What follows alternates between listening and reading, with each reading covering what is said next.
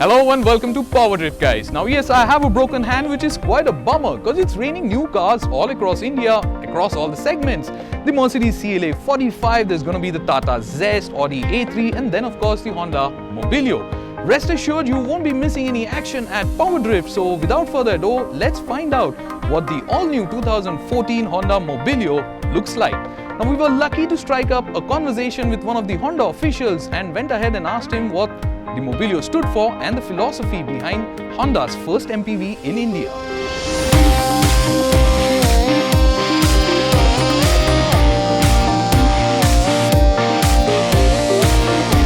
Mobilio is our first MPV in the Indian market. However, we have a long legacy of MPVs and we have been selling MPVs around the world for over 20 years now. What we have done is we have understood the needs of the Indian consumer and used all our experience to create the Mobilio. And based on that experience and Honda's maximum machine minimum philosophy, we have been able to liberate a lot of space for 7 people who can sit very comfortably. When we did all the surveys, our learning was that there are many people who want a 7-seater, but they also wanted good styling. So that was one of the basic requirements from the designers. So it's what we call a mid-size stylish MPV. Now when it comes to looks and styling, we all have seen that the front of the Mobilio is quite similar to that of the Brio or the Amaze. But let's find out what the car looks like in flesh from our very own rally driver Ninad, who happens to be in the thick of all the action.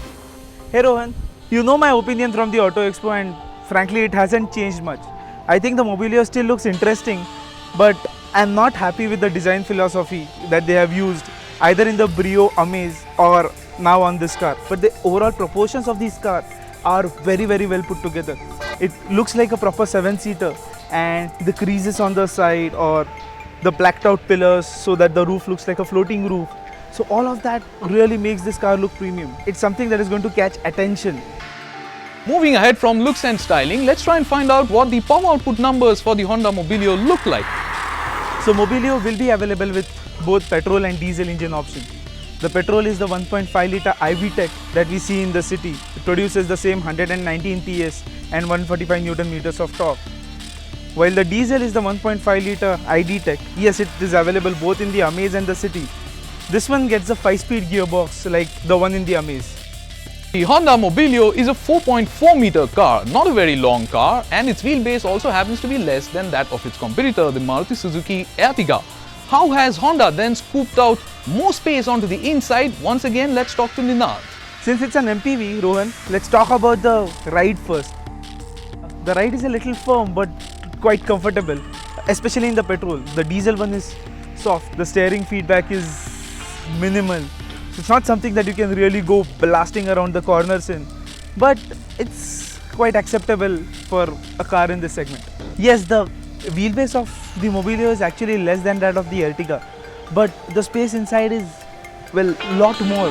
How they have managed that, they have pushed the dashboard as front as possible, and then the seats are like, they're not as thick as you see in most of the cars. They're a little thinner. That maximizes the leg room. It works to some extent because then you have a lot more leg room, and yes, because of the high roof line you also have decent headroom, but the overall comforts of the seat is not very high. The thigh support could have been a little better.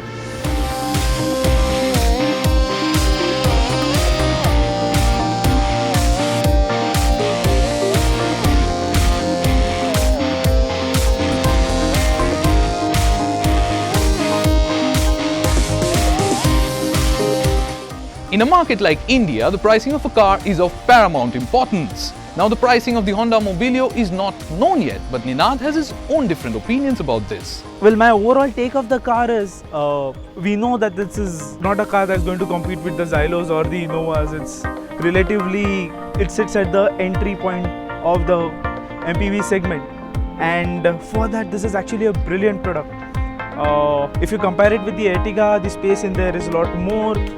The drivability with both the engines is fantastic, and you know, the interesting thing is, for the first time I'm really not bothered about the price because the product in itself is so good that I'm not going to wait till I know what the price is going to be. If someone is really interested in this, 25,000 plus or 25,000 minus is not going to make much of a difference. Your choice is not purely going to be based on the price.